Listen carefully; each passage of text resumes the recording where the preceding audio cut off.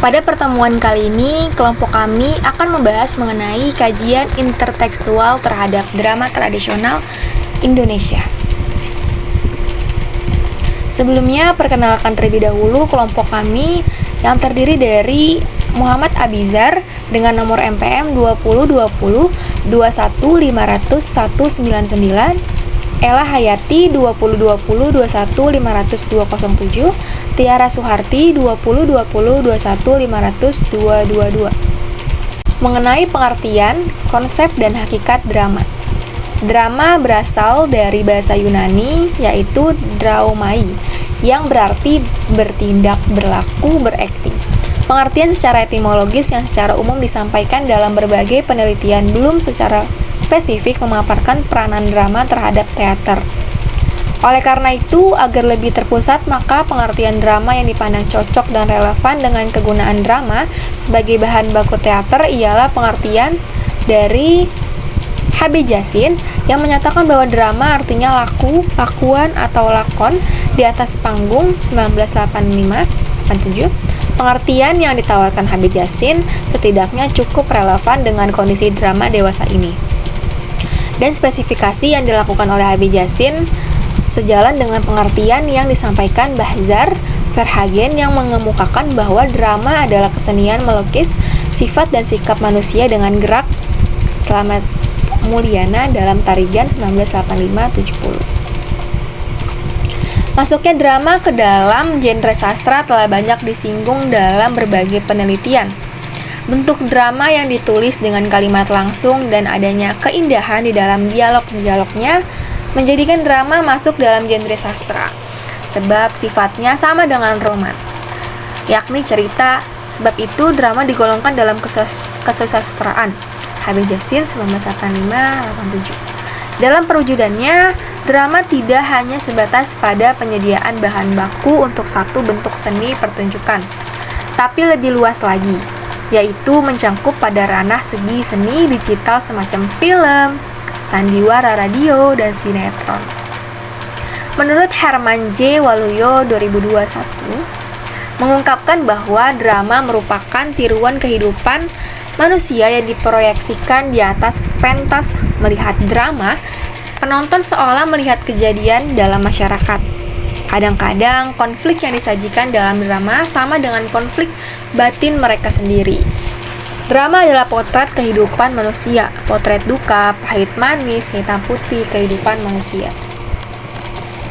Secara sederhana, Suroso dan kawan-kawan 1981 135-136 menyatakan bahwa drama ialah karangan yang ditulis untuk dipentaskan. Adapun unsur-unsur pembantu sebuah drama dalam pementasan adalah sebagai berikut. Yang pertama, babak, bagian dari suatu lakon drama. Yang kedua, adegan, bagian dari suatu babak. Yang ketiga, prolog, kata pendahuluan sebagai pengantar suatu lakon. Yang keempat, dialog, percakapan antara pelaku dalam pementasan. Yang kelima, monolog, percakapan seorang pelaku dengan dirinya. Yang keenam, epilog, kata penutup yang mengakhiri suatu lakon atau pementasan. Yang ketujuh, mimik, ekspresi atau gerak-gerik air muka pelaku untuk memberikan gambaran emosi. Yang kelapan, pantomin, ekspresi atau gerak-gerik anggota tubuh untuk menggambarkan emosi pelaku. Selanjutnya mengenai unsur-unsur intrinsik drama. Unsur pembangun naskah drama tidak berbeda dengan unsur intrinsik novel atau cerpen. Secara garis besar, unsur pembangun naskah drama dibagi menjadi dua, yaitu unsur intrinsik dan unsur ekstrinsik.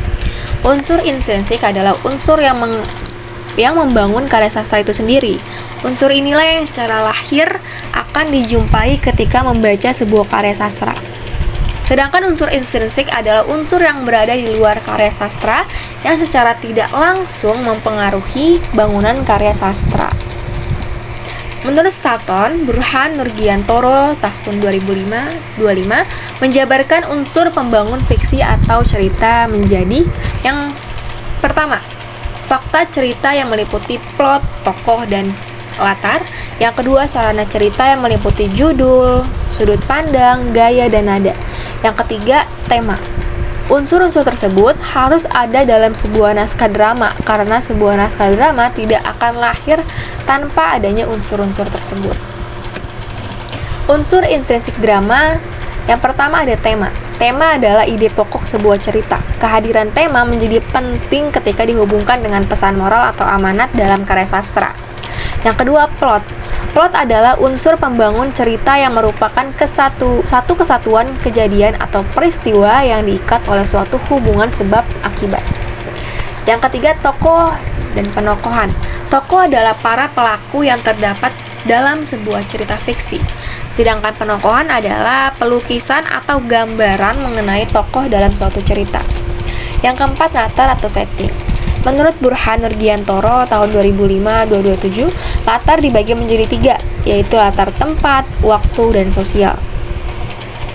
Yang kelima, dialog. Dialog dalam drama merupakan unsur yang sangat penting. Pembicaraan tokoh-tokoh inilah yang disebut sebagai dialog. Yang keenam, amanat atau moral. Pesan moral dalam karya sastra merupakan cerminan pandangan hidup pengarang terhadap realitas kehidupan melalui cerita, sikap, dan tingkah laku tokoh. Pembaca diharapkan dapat mengambil hikmah dari pesan moral yang disampaikan. Selanjutnya mengenai hakikat intertekstualitas. Beberapa pendapat mengenai intertekstualitas. Pertama, menurut Ateu mengartikan istilah interteks sebagai hubungan antar teks tahun 1984-145. Menurut Julia Kristeva dalam Suwardi Endrawastra tahun 2003-131 mengatakan bahwa munculnya intertekstualitas sebenarnya dipengaruhi oleh hakikat teks yang di dalamnya terdapat teks lain. Sedangkan menurut Luxemburg dan kawan-kawan dalam Burhan Nurgiantoro 2005-50 yang mengartikan bahwa intertekstualitas adalah setiap teks bertumpu pada konvensi sastra dan bahasa dan dipengaruhi oleh teks-teks sebelumnya. Menurut Rahmat Djoko Pradopo tahun 1995-167 berpendapat bahwa sebuah karya sastra mempunyai hubungan sejarah dengan karya yang mendahulinya atau yang kemudian. Oleh karena itu, studi intertekstualitas banyak dipengaruhi oleh pembuatan sejarah sastra. Suwardi Endrawastra tahun 2003-130. Menurut Nyoman Kutaratna tahun 2003-148 berpendapat bahwa kata-kata dipandang sebagai interseksi impresi tekstual sebagai dialog antar penulis, penanggap, tokoh-tokoh, dan konteks sosiokulturalnya. Secara garis besar, penelitian intertekstualitas memiliki 2 fokus. Yang pertama, meminta perhatian kita tentang pentingnya teks terdahulu. Tuntutan adanya otonomi teks sebenarnya dapat menyesatkan gagasan sebuah karya. Memiliki arti karena dalam hal-hal tertentu telah dituliskan lebih dahulu oleh pengarang lain. Dalam tinjauan intertekstualitas akan dipertimbangkan teks terdahulu sebagai penyumbang kode yang memungkinkan lahirnya berbagai efek signifikasi.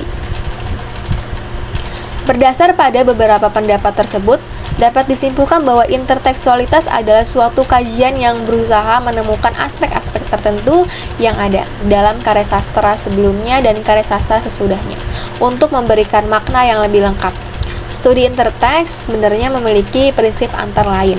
Ada 3. Yang pertama, sebuah teks mengandung berbagai teks lain. Yang kedua, menganalisis unsur intrinsik dan ekstrinsik. Yang ketiga, karya pengarang sebenarnya lahir tidak dalam kekosongan, sehingga pengaruh karya lain sangat dimungkinkan. Selanjutnya mengenai cara mengukur adanya intertekstualitas dalam naskah drama. Intertekstualitas adalah suatu kajian yang berusaha menemukan aspek-aspek tertentu yang ada dalam karya sastra sebelumnya dan karya sastra sesudahnya untuk memberikan makna yang lebih lengkap, sedangkan studi tentang intertekstualitas telah dijelaskan dalam bab sebelumnya. Dengan adanya studi tentang intertekstualitas dalam naskah drama, maka dapat diketahui bagaimana kita dapat mengukur adanya intertekstualitas dalam naskah drama tersebut. Cara yang harus dilakukan untuk mengukur adanya intertekstualitas dalam kedua naskah drama adalah dengan membaca kedua naskah drama tersebut secara berulang-ulang, memahami secara mendalam dan mencatat kalimat-kalimat mana sajakah yang penting dan dianggap dapat mendukung sebuah kajian intertekstualitas tersebut. Selain itu, kita harus dapat mengetahui apakah ada hubungan antar teks yang terdahulu dan teks yang mengikutinya. Dalam hal ini dapat kita lihat terlebih dahulu dari segi struktur, unsur intrinsik dan ekstrinsiknya. Kedua naskah tersebut yang meliputi tema, alur, setting, amanat, penokohan, dan sudut pandang. Sekian, itu saja yang dapat kelompok kami sampaikan. Kurang lebihnya mohon maaf. Wassalamualaikum warahmatullahi wabarakatuh.